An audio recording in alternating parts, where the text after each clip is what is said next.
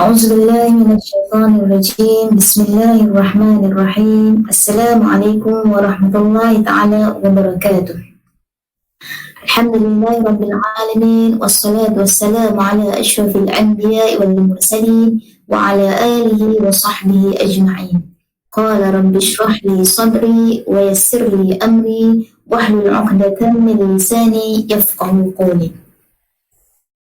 Alhamdulillah, setinggi-tingginya kesyukuran kita kepada Allah Subhanahu wa taala, selawat dan salam ke atas junjungan besar Nabi Muhammad sallallahu alaihi wasallam, ahli keluarga baginda, sahabat baginda serta orang-orang yang mengikuti jejak langkah baginda. Syukur kita kepada Allah Subhanahu wa taala kerana pada hari ini kita masih lagi diberi peluang oleh Allah bersama-sama menghirup satu nikmat yang Allah berikan kepada kita yang paling besar, iaitu nikmat nyawa yang Allah berikan lagi kepada kita sehingga hari ini. Dan insya-Allah pada hari ini kita akan menyambung lagi tentang kehidupan ataupun kisah sirah daripada Ummahatul Mukminin, yang mana sebelum ini kita telah bersama-sama mengikuti kisah daripada Sayyidatina Khadijah, Sayyidatina Saudah, Sayyidatina Aisyah dan Sayyidatina Hafsah. InsyaAllah pada hari ini kita akan menyambung lagi bersama dengan Ummul Mukminin, iaitu Ummu Salamah. Okay. Ummu Salamah ini merupakan salah seorang daripada Ummahatul Mukminin, yang mana kalau kita tengok Ummahatul Mukminin ini merupakan ataupun bermaksud ibu-ibu bagi orang-orang mukmin, merupakan satu pengiktirafan kedudukan dan kemuliaan Allah Subhanahu wa taala terhadap wanita-wanita tersebutlah, yang mana Ummahatul Mukminin ini merupakan isteri-isteri Rasulullah sallallahu alaihi wasallam. Hari ini kita akan mengenali siapakah Ummu Salamah. Kita tengok sedikit latar belakang Ummu Salamah. Nama beliau ialah Hindun bin Abi Umayyah bin Al-Mughirah bin Abdullah bin Umar bin Makhzum bin Yaqazah bin Murrah. Kalau kita tengok di situ, silsilah keturunan Ummu Salamah ini akhir sekali bin Murrah, iaitu silsilah bertemu juga dengan keturunan Rasulullah sallallahu alaihi wasallam. Kita tengok pada keturunan Rasulullah, iaitu Nabi Muhammad sallallahu alaihi wasallam bin Abdullah bin Abdul Muttalib bin Hashim bin Abdul Manaf bin Qusay bin Kilab bin Murrah. Itu sampai juga kepada Murrah. Bertemunya keturunan Ummu Salamah dan keturunan Rasulullah sallallahu alaihi wasallam pada silsilah yang sama. Okey.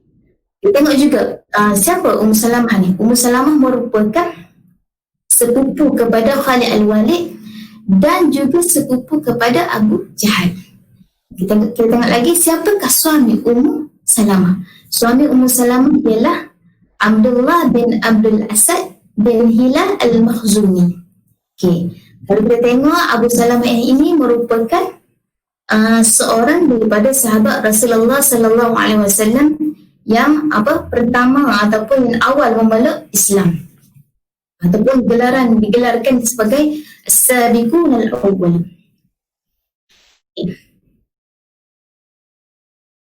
Kita kalau nak berkongsi kisah Ummu Salamah ni panjang juga, tapi kita ambil sedikit supaya menjadi satu iktibar ataupun ikutan kita, dan kita dapat kenal siapakah Ummu Salamah ini sebenarnya.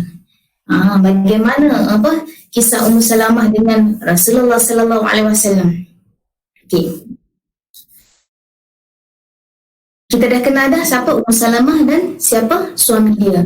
Dan kenapa digelarkan Ummu Salamah ini dengan Ummu Salamah sedangkan nama dia adalah Hindun binti Abu Umayyah.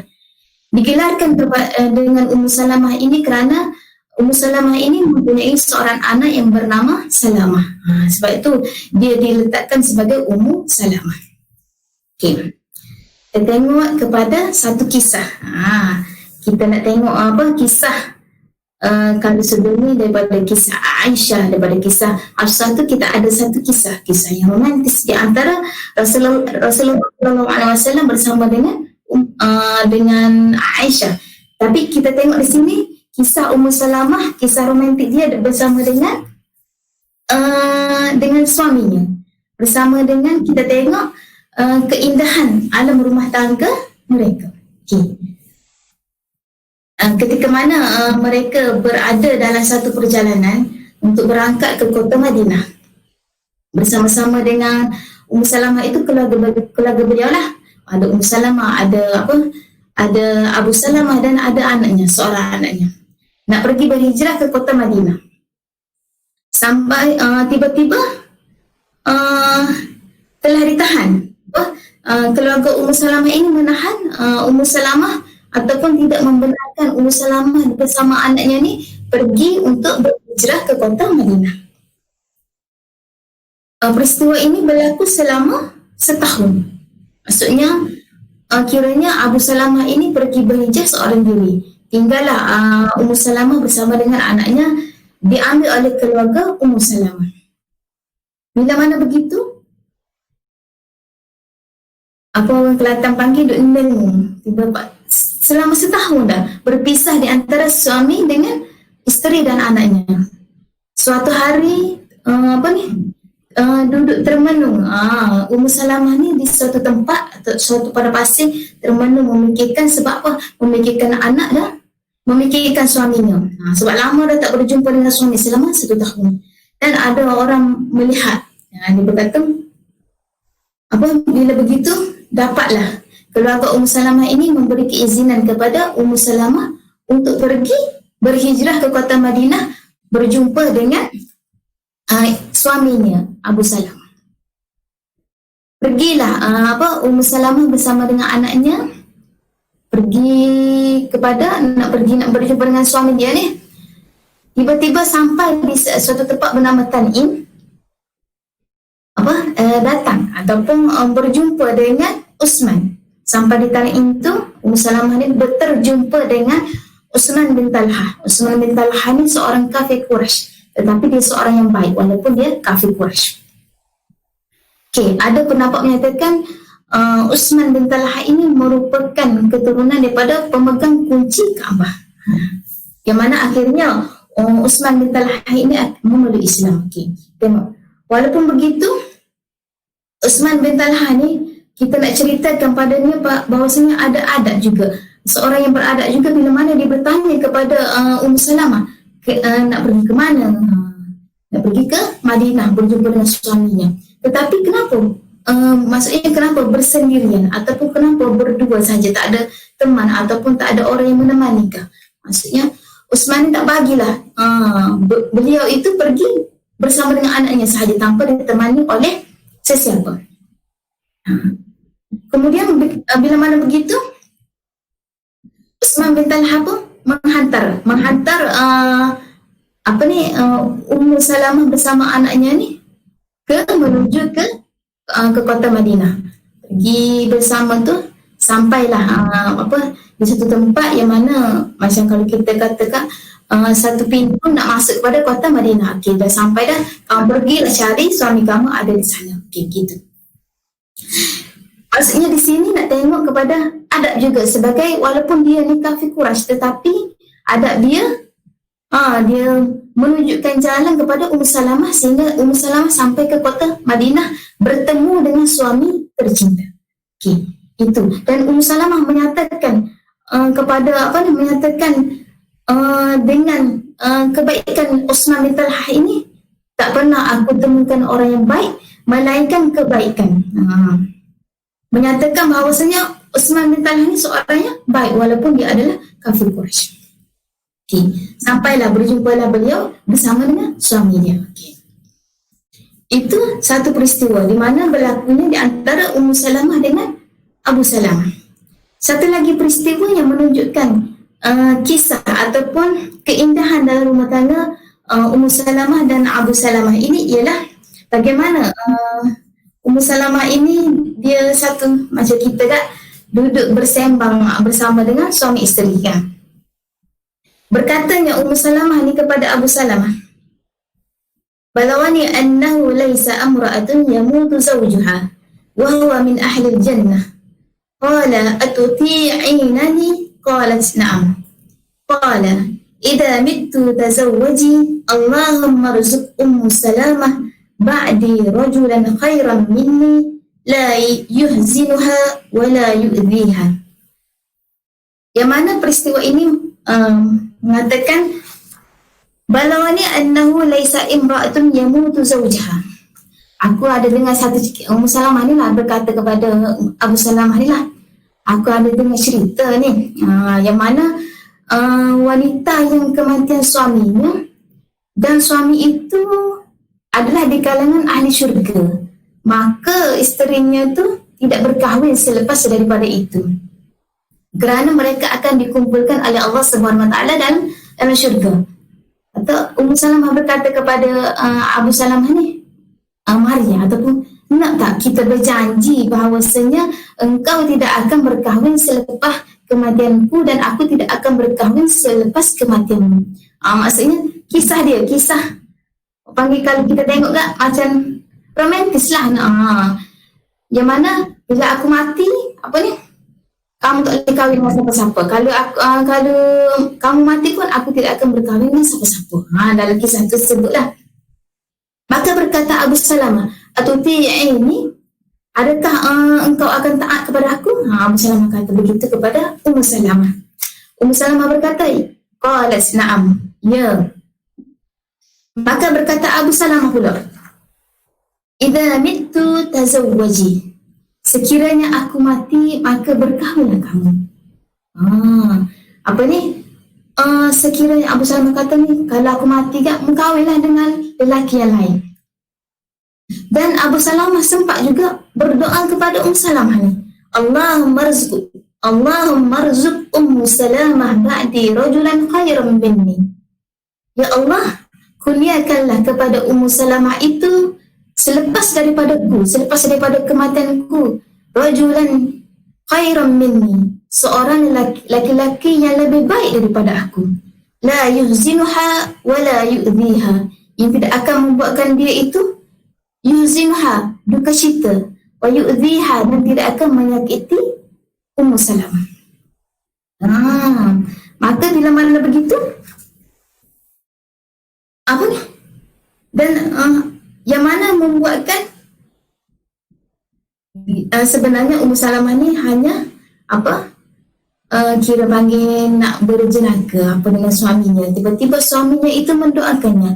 Maksudnya di sini, bila mana terjadi apa-apa, kita mendoakan pasangan kita. Bukan kita sekadar untuk menyakiti pasangan kita, untuk memarahi pasangan kita, tapi kita mendoakan pasangan kita. Tengok Abu Salamah mendoakan Ummu Salamah.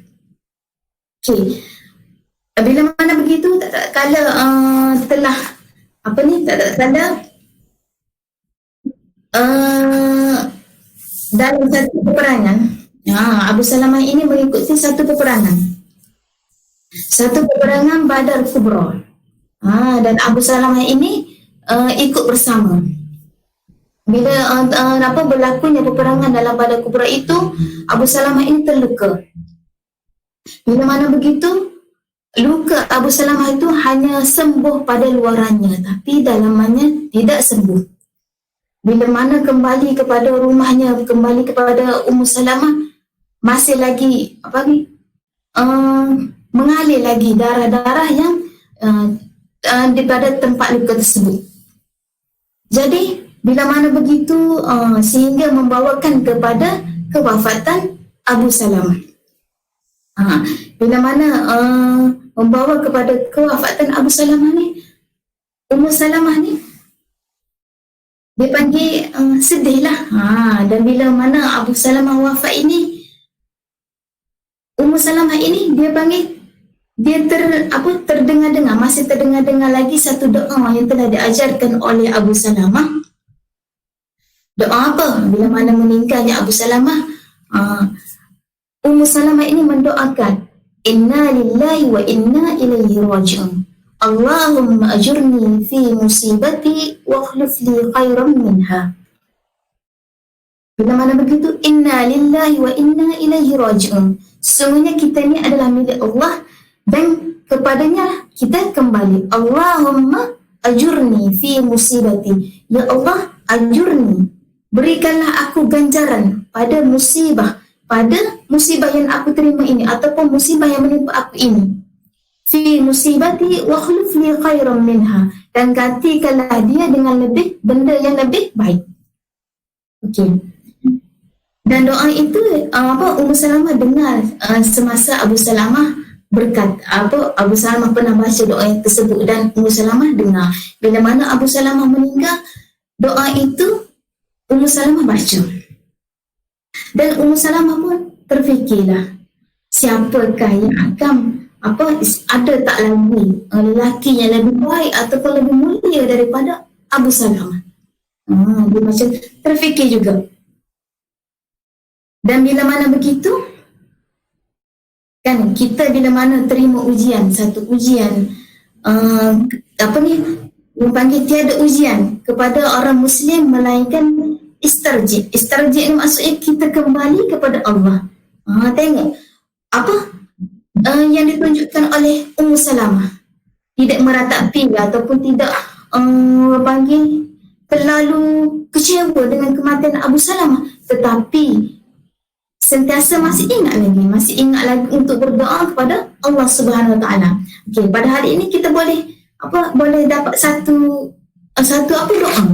Bila mana terima satu musibah, bukan pada satu kematian sahaja, apa-apa musibah yang menimpa kita. Kita tengok sekarang ini dengan COVID-19 kan. Kita boleh juga baca doa ini supaya Allah menggantikan dengan yang lebih baik lagi. Allah datangkan satu kesembuhan kepada orang yang ditimpa musibah tersebut. Kita baca apa? Inna lillahi wa inna ilaihi raji'un. Okay. Allahumma ajurni fi musibati wa khuluf li khairan minha. Bila mana begitu, Allah dengar doa yang dibacakan oleh Ummu Salamah, dan Allah kabulkan doa tersebut. Macam mana Allah kabulkan? Wa khuluf li khairan minha. Allah gantikan khairan minha, daripada kita tengok Abu Salamah itu adalah orang yang mulia dah, tapi Allah gantikan dengan yang mana. Kita tengok dah. Bila mana begitu, setelah habis iddah Ummu Salamah beriddah 4 bulan 10 hari, maka datanglah siapa? Datang Abu Bakar, sahabat Rasulullah SAW, untuk meminang Ummu Salamah, tetapi ditolak oleh Ummu Salamah. Kemudian lepas itu datang pula siapa? Umar meminang Ummu Salamah, tapi ditolak juga oleh Ummu Salamah. Kemudian datang pula satu utusan yang membawa utusan untuk meminang Ummu Salamah kepada Rasulullah SAW. Bila mana begitu, terkejut Ummu Salamah kerana dipinang oleh Rasulullah SAW. Dan Ummu Salamah tidak tergesa-gesa memberi jawapan kepada utusan tersebut. Macam dia terfikir-fikir juga, nak terima ke, nak tolak ke, tapi Rasulullah SAW ni adalah seorang yang mulia. Dan apa yang ada dalam pertimbangan Ummu Salamah pada waktu itu adalah, dia berkata kepada Rasulullah, dia takut. Takut apa? Takut perasaan cemburu ada pada dirinya. Dan dia takut juga, kenapa nak terima Rasulullah ni, sebab dia telah berusia ataupun usianya sudah lanjut. Usianya telah berumur lah. Dan pada Ummu Salamah ini terdapat anak. Bimbang-bimbang akan membebankan Rasulullah SAW. Okay. Apa yang dijawab oleh Rasulullah SAW? Rasulullah berkata, tentang sifat cemburu itu aku akan mendoakan kamu supaya menghilangkan rasa cemburumu itu. Dan tentang usia yang kamu sebutkan itu, aku juga mengalami seperti kamu. Maksudnya Rasulullah pun akan meningkat usia juga.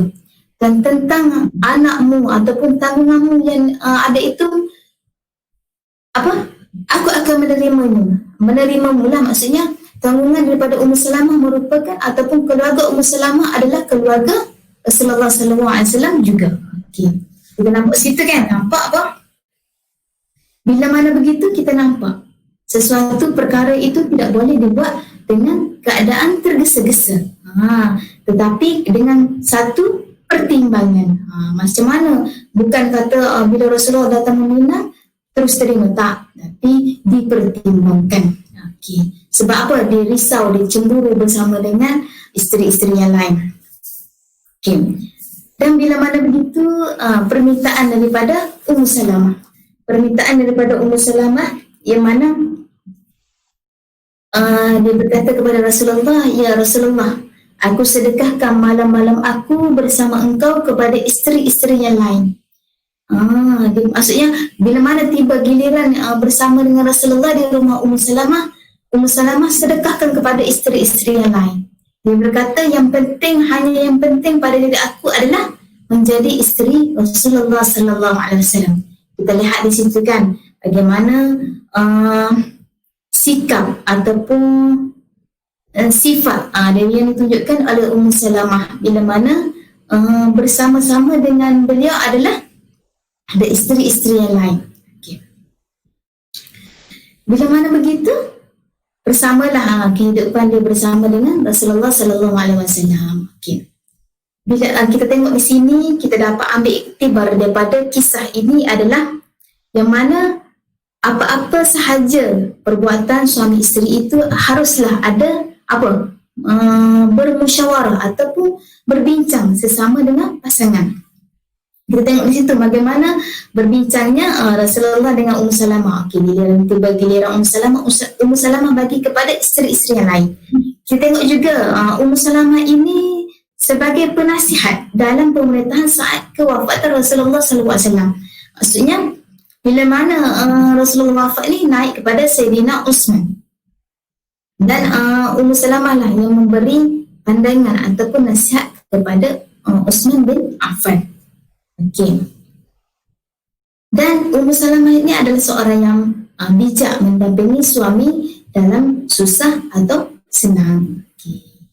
Dan kita tengok dah kita dah kenal dah siapa Ummu Salamah kan. Bagaimana kehidupan Ummu Salamah bersama Rasulullah SAW. Kalau nak ceritakan itu panjang, tapi kita ambil sedikit pengenalan kita bersama Ummu Salamah. Kita kenal Ummu Salamah ini adalah salah seorang daripada Ummahatul Mukminin. Mudah-mudahan bila mana kita kenal itu kita boleh bawa kepada kehidupan kita. Kembali kepada kehidupan kita yang mana suatu rumah tangga ini perlu ada satu sikap yang harmoni. Maksudnya apa-apa sahaja keputusan yang dibuat perlu ada musyawarah, perlu ada mesyuarat, perlu ada perbincangan. Jangan yang seorang ke sana, yang seorang ke sini, jadi tak tahu apa yang berlaku dan tak tahu apa yang nak buat keputusan. Okey. Dan kita tengok juga Ummu Salamah ini merupakan isteri Rasulullah sallallahu alaihi wasallam yang paling akhir meninggal dunia. Dan Ummu Salamah ini meninggal dunia pada meninggal dunia pada tahun 62 Hijrah ketika pemerintahan Yazid bin Muawiyah. Yang paling akhir meninggal dunia adalah Ummu Salamah. Dan beliau merupakan salah seorang daripada isteri-isteri Rasulullah sallallahu alaihi wasallam. Kita kongsikan juga sedikit daripada 4 orang wanita. Yang tadi kita dah cerita dah pasal Ummu Salamah, sedikit kisah dia yang kita boleh ambil panduan, dan daripada kisah tadi juga mengajarkan kepada kita satu doa apabila kita ditimpa musibah, apa doa yang kita boleh baca, yang Allah akan bagi ganjaran kepada kita. Okey.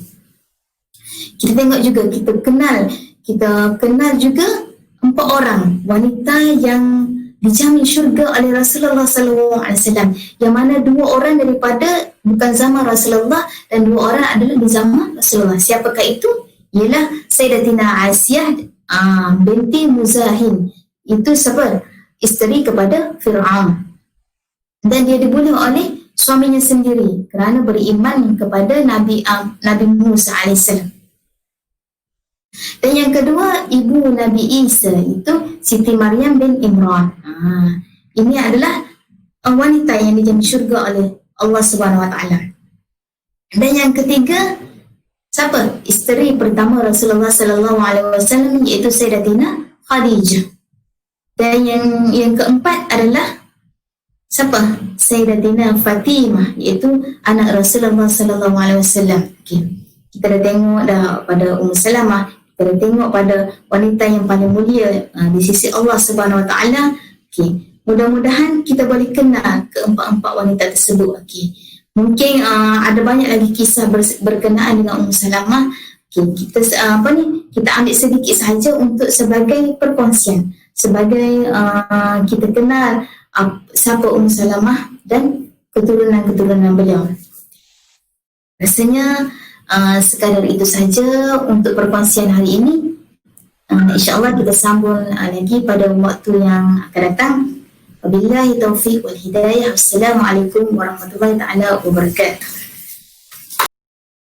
Allahumma inni a'udhu bika minal barasi wal jununi wal judhami wa min sayyi'il asqam. Allahumma inni a'udhu bika minal barasi wal jununi والجذام ومن سيء الأسقام. اللهم إني أعوذ بك من البرص والجنون والجذام ومن سيء الأسقام.